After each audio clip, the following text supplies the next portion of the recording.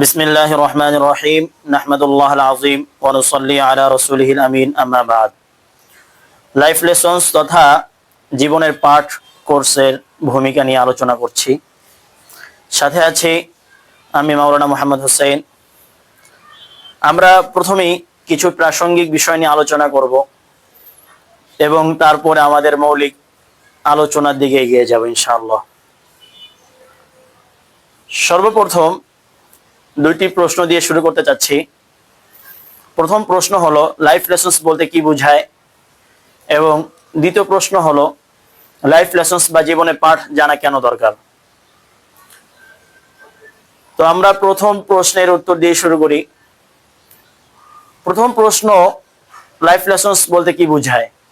Life lessons হলো কোরআন, হাদিস, বড়দের উক্তি, গবেষণা ও অভিজ্ঞতা থেকে নেওয়া এমন কিছু জ্ঞান যার দ্বারা জীবনের পথ চলা সহজ ও সুন্দর হয় এবং জীবনের সফলতা ও সুখ সমৃদ্ধি অর্জন করা যায়। তো আমরা এই লাইফ লেসন্স কোর্সের মাধ্যমে এমন কিছু জ্ঞান, এমন কিছু নলেজ অর্জন করতে পারবো যেগুলোকে বাস্তব জীবনে প্রয়োগ করার মাধ্যমে আমাদের জীবনের পথ চলা আরো সুন্দর হবে, সহজ হবে এবং আমরা বাস্তবসম্মতভাবেই জীবনে সুখ ও সফলতা অর্জন করতে পারবো ইনশাআল্লাহ। দ্বিতীয় প্রশ্ন ছিল লাইফ লেসন্স কেন দরকার। আপনাদের মধ্যে কারো প্রশ্ন হতে পারে যে লাইফ লেসন্স জানার প্রয়োজনীয়তা কি। পৃথিবীতে কত মানুষ আছে যারা এই ধরনের জ্ঞানগুলো জানে না বা এভাবে না জেনে জীবন পার করে দিয়েছে, অতিবাহিত করে দিয়েছে। তাহলে আমাদের এই সময়ে এসে লাইফ লেসন্স জানা কেন দরকার, কেন প্রয়োজনীয়। এর উত্তরে আমি বলবো, দেখুন, যদি আপনার কাছে একটি দামি ডিভাইস থাকে যেমন কম্পিউটার বা মোবাইল ইত্যাদি যে কোনো কিছু, কিন্তু আপনি তা ব্যবহার করার ফর্মুলা জানেন না, তখন আপনি কি করবেন বা আপনার কি করা উচিত। আমি আপনাকে তিনটি অপশন দিব, সেখান থেকে আপনি সচেতনভাবে যে কোনো একটি চয়ন করে নেবেন। প্রথম অপশন হলো, তখন হয়তোবা সেটা আপনার অবহেলার কারণে পড়ে থেকে নষ্ট হয়ে যাবে, আপনি একেবারে ব্যবহার করলেন না, রেখে দিলেন ফর্মুলা না জানার কারণে, এবং যার ফলে দিন দিন এটা ধীরে ধীরে নষ্ট হয়ে যাবে।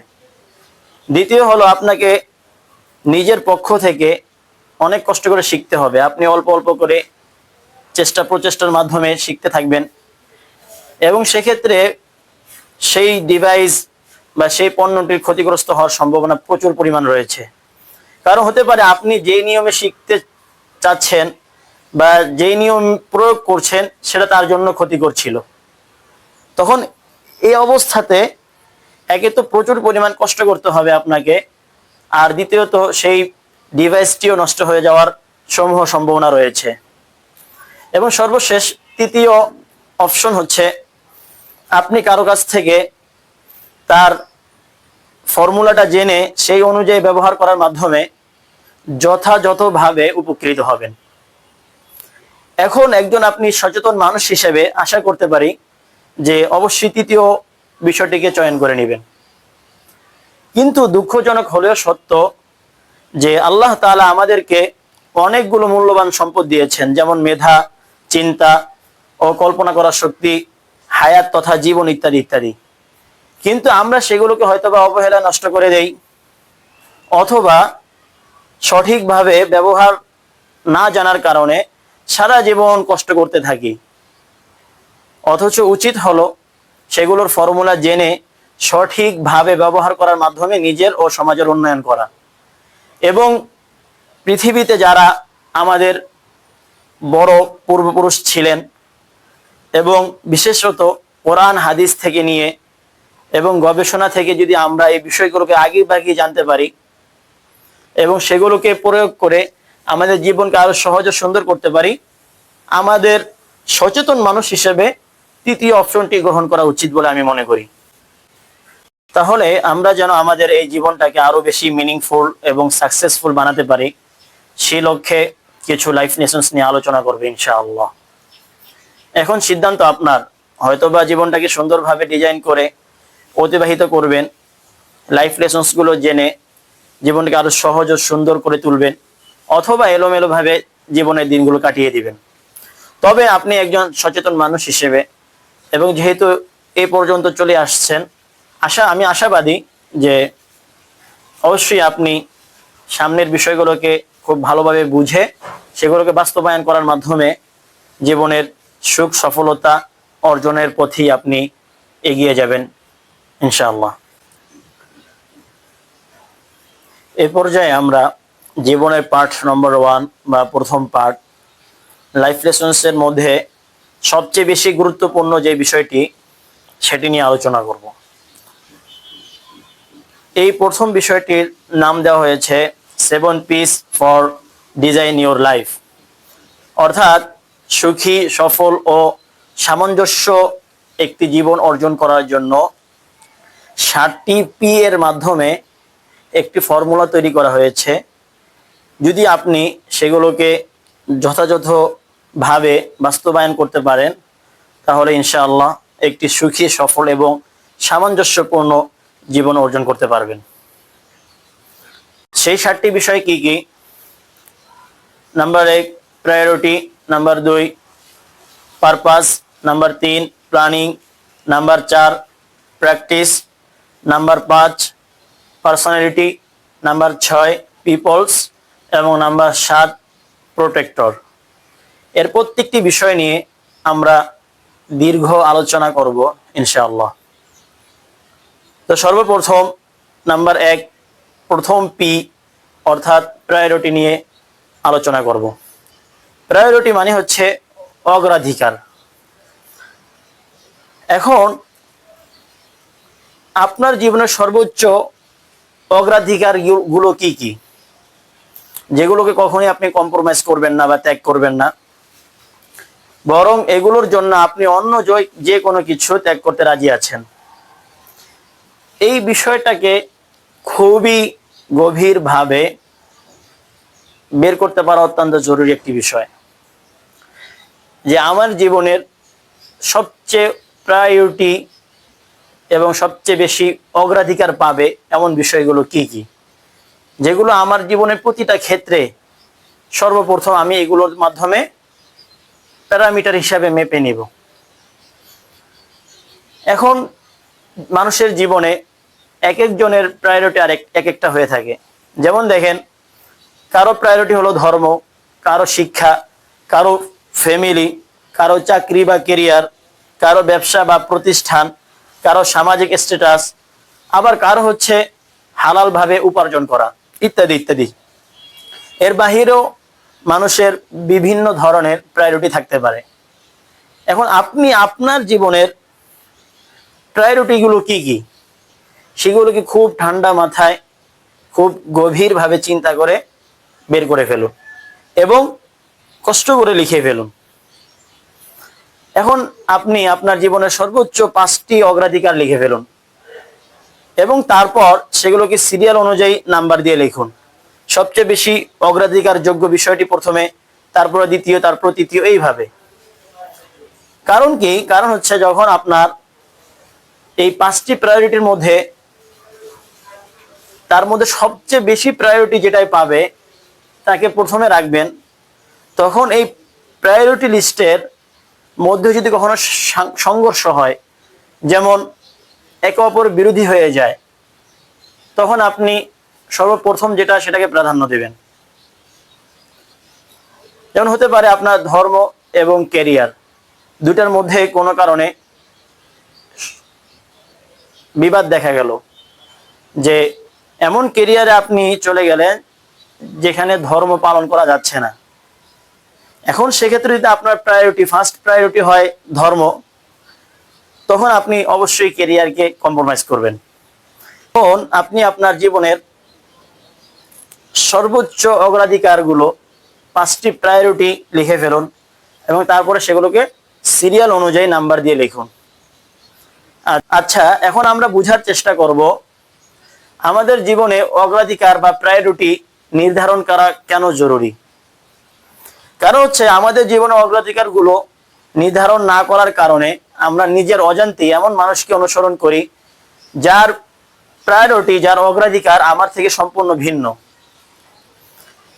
অনেক সময় দেখা যায় আপনি এমন একজন মানুষকে নিজের জন্য আইডল বা নিজের জন্য অনুসরণীয় মনে করছেন, যার প্রায়োরিটি সম্পূর্ণ ভিন্ন। আপনি সোশ্যাল মিডিয়াতে এমন একজনকে দেখলেন যার কথাগুলো আপনার কাছে খুব ভালো লাগে, কিন্তু তার ফার্স্ট প্রায়োরিটি হচ্ছে সামাজিক স্ট্যাটাস, আর আপনার ফার্স্ট প্রায়োরিটি হচ্ছে ধর্ম। তখন হবে কি, ওনা এমন এমন কথা বলবে যেগুলো আপনার সাথে মিলবে না। এখন সেক্ষেত্রে সেগুলো যদি আপনি পালন করতে যান, তখন আপনার ভিতর থেকে শান্তি আপনি হারিয়ে ফেলবেন, হ্যাপিনেস হারিয়ে ফেলবেন। এবং আর যদি পালন না করেন, তখন দেখা যাবে যে আপনার আর তার মধ্যে অনেকটা গ্যাপ হয়ে যাচ্ছে ধীরে ধীরে। এই বিষয়টাকে লক্ষ্য রেখে আমাদের জীবনের প্রায়োরিটিগুলো নির্ধারণ করা অত্যন্ত গুরুত্বপূর্ণ একটি বিষয়। এই জন্যই শেখ সাদি রহিমাহুল্লাহ বলেন, বেবিকে আজকে বরিয়ে দি ওয়াবাকে পায়স্তি, যে তুমি কাকে ছেড়ে কাকে ধরছো বা কার থেকে বিচ্ছিন্ন হয়ে কার সাথে যুক্ত হচ্ছ, এই বিষয়টাকে একটু ভেবে নিও। অনেক সময় হয় যে আমরা আমাদের নিজেদের গণ্ডি থেকে বের হয়ে অন্য এমন একজনকে অনুসরণ করা শুরু করি, তার সাথে সম্পর্ক করা শুরু করি, যার প্রায়োরিটি আমার থেকে সম্পূর্ণ আলাদা। তখন হয় কি, তখন আমি ধীরে ধীরে তাদের দিকে চলে যেতে থাকি এবং আমার জীবনের প্রায়োরিটি বিসর্জন দিয়ে দিই। তো এই জন্য সর্বপ্রথম আমাদের প্রায়োরিটিগুলো নির্ধারণ করা অত্যন্ত জরুরি। যেমন দেখুন, অনেক সম্পদ উপার্জন করা একজন ব্যক্তির প্রায়োরিটি ভার্সেস আরেকজনের প্রায়োরিটি হচ্ছে হালাল ভাবে উপার্জন করা। এখন আমি এই কথা বলছি না যে হালাল ভাবে উপার্জন করলে অনেক সম্পদ উপার্জন করা যাবে না, অবশ্যই যাবে। তবে যখন প্রায়োরিটি ঠিক থাকবে, তখন দেখুন যার প্রায়োরিটি হচ্ছে হালাল ভাবে উপার্জন করা, সে যদি এমন কোনো সুযোগ অপরচুনিটি পায় যেখানে প্রচুর পরিমাণ টাকা উপার্জন করার সুযোগ আছে কিন্তু বিষয়টা হারাম, সে কিন্তু সেটা নিবে না, বরং সে সেটাকে ছেড়ে দিবে। আর যার প্রায়োরিটি শুধুমাত্র অনেক সম্পদ উপার্জন করা, সে অবশ্যই সেখানে সেটা গ্রহণ করে ফেলবে। তেমনি ভাবে ক্যারিয়ারে অনেক টাকা উপার্জন করা একজনের প্রায়োরিটি, আর আরেকজনের প্রায়োরিটি হচ্ছে আমি এমন একটা ক্যারিয়ার নিব যেখানে দিন ও সমাজের জন্য কাজ করা যাবে। তাহলে দেখুন, যার প্রায়োরিটি শুধুমাত্র ক্যারিয়ার এমন কেন্দ্রিক হওয়া, টাকা কেন্দ্রিক হওয়া, তখন সে শুধু টাকাকে মূল্যায়ন করবে। আমি কত টাকা পেলাম না, আমার স্যালারি হচ্ছে কি হচ্ছে না, কতটুকু হলো, সে শুধু কম্পেয়ার করবে। আর যার প্রায়োরিটি হচ্ছে যে না, আমি দিন ও সমাজের কল্যাণে কাজ করব, সে যদি স্যালারি কমও পায়, তার যদি বেতন কমও হয়, তারপরে সে সেই কাজের সাথে লেগে থাকবে। তবে এখানে অগ্রাধিকার ঠিক করার ক্ষেত্রে খুবই সতর্কতা অবলম্বন করা জরুরি। কারণ কি? কারণ হচ্ছে যে এর উপরই ভিত্তি করে নির্ভর করে বাকি সব কিছু, আপনার বাকি সবগুলো পারপাস, প্ল্যানিং, প্র্যাকটিস ইত্যাদি ইত্যাদি সব কিছু। এমনকি আপনার জীবনের হ্যাপিনেস এবং আপনার জীবনের সাকসেস সবকিছু নির্ভর করে এই প্রায়োরিটির উপরে। এই জন্য এই প্রায়োরিটি ঠিক করার ব্যাপারে খুবই সতর্কতা অবলম্বন করা জরুরি। কিন্তু বর্তমানে সোশ্যাল মিডিয়ার কারণে আমরা অগ্রাধিকার ঠিক করতে ভুল করে ফেলি, কারণ সেখানে টাকা এবং সামাজিক স্ট্যাটাসকেই সবচেয়ে বড় এবং সবচেয়ে বেশি হাইলাইট করা হয়, যার কারণে আমাদের মনে হয় যে টাকা এবং স্ট্যাটাসই বোধহয় সবচেয়ে বেশি আমার ফার্স্ট প্রায়োরিটি হওয়া উচিত। অথচ দেখা যাবে যে এটাকে যদি আমরা ফার্স্ট প্রায়োরিটি বানাই, তাহলে আমাদের অনেক কিছু ত্যাগ করতে বাধ্য হব আমরা। আল্লাহ তাআলা ইরশাদ করেন, ওয়ালাল আখিরাতু খায়রুল লাকা মিনাল উলা, যে আপনার জন্য দুনিয়ার তুলনায় আখিরাত উত্তম। রাসূলুল্লাহ সাল্লাল্লাহু আলাইহি ওয়াসাল্লামকে বলেছেন এবং তার মাধ্যমে আমাদের উম্মতদেরকেও বলেছেন। তো আখিরাত হচ্ছে উত্তম দুনিয়া থেকে। এখানে প্রায়োরিটির একটা ইঙ্গিত দিয়ে দিলেন যে যখন দুনিয়াতে অবশ্যই উপার্জন করা যাবে, অর্জন করা যাবে, তবে আখিরাত অগ্রাধিকার পাবে। কারণ হচ্ছে দেখেন, যখনই দুটার মধ্যে সংঘর্ষ চলে আসবে, আমি দুনিয়া উপার্জন করতে গেলে যদি আমার আখিরাত নষ্ট হয়, তখন যার প্রায়োরিটি আখিরাত সে কখনো দুনিয়ার কোনো কারণে আখিরাতকে বিসর্জন দিবে না, বরং সে বলবে আমার দুনিয়ার কেরিয়ার নষ্ট হয়ে যাক। অথবা যার প্রায়োরিটি হচ্ছে ফ্যামিলি, সে কখনো বলবে না যে হ্যাঁ আমার বিজনেসের কারণে আমি ফ্যামিলিকে সময় দিব না। সে বিজনেস চিন্তা করবে যে একটা বিজনেস যদি কখনো সমস্যাও হয়ে যায়, তারপর আমি সেটাকে দ্বিতীয়বার পুনরায় আবার এটাকে রিপিট করতে পারবো। কিন্তু আমার ফ্যামিলি যদি একবার ফ্যামিলি বন্ডিং নষ্ট হয়ে যায়, সেটাকে আমি আর দ্বিতীয়বার ঠিক করতে পারবো না। সে ফ্যামিলিকে কি দিবে? প্রায়োরিটি দিবে। তাহলে সেক্ষেত্রে ওয়ালাল আখিরাতু খায়রুল লাকা মিনাল উলা, এজ এ মুসলিম, আমি একজন মুসলিম হিসাবে আমার ফার্স্ট প্রায়োরিটি হওয়া উচিত আখিরাহ।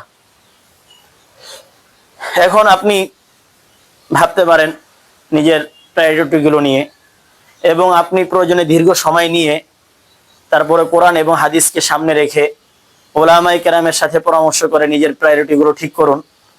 ইনশাআল্লাহ এর মাধ্যমে আপনি উভয় জগতের সফলতা অর্জন করতে পারবেন। এবং এখানে খুবই গুরুত্বপূর্ণ একটি বিষয় হচ্ছে, জীবনে যদি সুখ ও সফলতা পেতে চান, তাহলে সেক্ষেত্রে নিজেকে আবিষ্কার করা এবং আত্মমূল্যায়ন করা অত্যন্ত অত্যন্ত জরুরি একটি বিষয়। আমরা কখনো নিজেকে আবিষ্কার করতে পারি না। পৃথিবীতে যারাই নিজেকে আবিষ্কার করতে পেরেছে, তারা দুনিয়াকে চমকে দিয়েছে। তারা পৃথিবীতে অনেক গুরুত্বপূর্ণ কাজ করে যেতে পেরেছে। এই জন্য আমাদের সর্বপ্রথম নিজের প্রায়োরিটিগুলো লিস্ট করে, ঠিক করে, এবং নিজেকে ভিতর থেকে আবিষ্কার করতে হবে। কারণ এখানে একটা কোট বলি, সেটা হচ্ছে যে আত্মমূল্যায়ন ছাড়া আত্ম উন্নয়ন সম্ভব নয়। যতদিন পর্যন্ত আপনি নিজেকে আবিষ্কার করতে পারবেন না, নিজের আত্মমূল্যায়ন করতে পারবেন না, নিজেকে চিনতে পারবেন না, তখন পর্যন্ত আপনি আত্ম উন্নয়নের পথে স্টেপ নিতে পারবেন না। বিধায় সর্বপ্রথম আপনাদের প্রতি আমার আবেদন থাকবে যে খুবই সূক্ষ্মভাবে, গভীরভাবে লক্ষ্য করে নিজের প্রায়োরিটিগুলো ঠিক করে ফেলুন। আজ এই পর্যন্তই। আশা করি পরবর্তী ভিডিওগুলো দেখবেন এবং সেগুলোকে জেনে বাস্তবায়ন করার মাধ্যমে নিজের জীবনের সুখ সফলতা অর্জনের জন্য আপনি এখন থেকেই বদ্ধপরিকর হয়ে স্টেপ নেবেন।